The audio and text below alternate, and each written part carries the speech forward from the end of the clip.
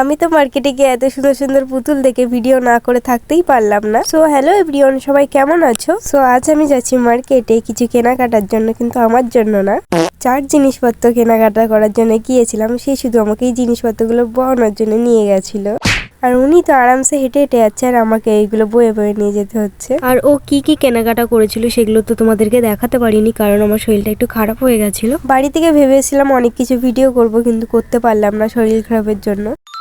আর এদিকে দেখো কি সুন্দর সুন্দর পুতুল, আমি ভিডিও না করে থাকতেই পারলাম না। পুতুলগুলো দেখে তো আমার নিতে ইচ্ছে করছিল, কিন্তু আমার কাছে একটা পান্ডা পুতুল আছে আর আমাদের ঘরে রাখার জায়গাও নেই। তারপর আমি এই স্লিপার গুলো দেখি, আমার তো দেখে নিতে ইচ্ছে করছিল। আমি ওকে বললাম আমাকে একটা স্লিপার কিনে দাও। ও বলছে যে এগুলো ঘরে পড়ে, এগুলো নিয়ে তুমি কি করবে। এইদিকে ওর তো খিদে পেয়ে গেছিল, আর আমরা যখনই মার্কেটে আসি তখনই আমরা এখানেই খেতে আসি। ও নাকি বাড়ি থেকে কিছু খেয়ে আসিনি, আমি তো খেয়েছিলাম, আমার তো খিদে পাচ্ছিল না। তাই বললাম তুমি যা খাবে খাও, আমার জন্য কিছু নিতে হবে না। এইদিকে তো ওকে বলছে তুমি একটু মুখটা দেখাও, মুখটা তো বেঁকেই যাচ্ছে সমানে। আর ও তো একটা চিকেন মোগলাই অর্ডার করেছিল, ও তো খাওয়া স্টার্ট করে দিয়েছিল। আমি যে ভিডিও অন করলাম সেই সঙ্গে সঙ্গে হাত থেকে মোগলাইটা রেখে দিল। তারপর ও আমায় বলছে তুমি কি বাড়ির জন্য কিছু নিয়ে যাবে, বলো আমি তাহলে অর্ডার দিচ্ছি। তখন আমি বললাম যে না না, কিছু অর্ডার দিতে হবে না, কারণ বাড়ি যেতে অনেকটা রাত হয়ে যাবে, তাই জন্য আমি বাড়ির জন্য কিছু নিলাম না। খাওয়া দাওয়ার পরে আমি আর ও চলে আসি ফুচকা খাওয়ার জন্য, কিন্তু এখানে ফুচকাওয়ালা ছিল না, তাই একটা পাপড়ি চাট নিয়ে নিয়েছিলাম। 50 টাকা দিয়ে পাপড়ি চাট কিনে আমি লাস্টে ফেলে দিয়েছিলাম, কারণ পাপড়ি চাটটা অতটা খেতে ভালো ছিল না, ছাকা মিষ্টি মিষ্টি আর টক টক। তার মধ্যে আমি বাসে বমি করি, ওইগুলো যদি খেতাম আমার বমি হয়ে যেত।